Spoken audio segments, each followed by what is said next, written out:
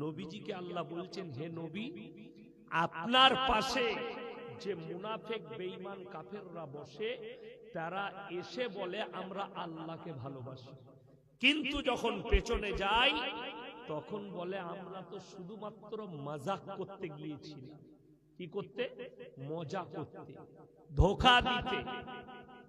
পরের আয়াতে আল্লাহ বলছেন, আল্লাহু ইয়াস্তাহজিউ বিহিম ওয়া ইয়ামুদ্দুহুম ফি তুগয়ানিহিম ইয়ামাহুন।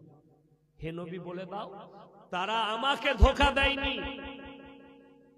তারা আমার সঙ্গে চালবাজি করেনি, আমি আল্লাহ তাদেরকে হিদায়াত দেইনি, আমি তাদের সঙ্গে মজাক করেছি, তারা আমার সাথে তাদেরকে কালমা পড়াইনি, তারা মুসলমান নয়, আমি হিদায়াত দেইনি।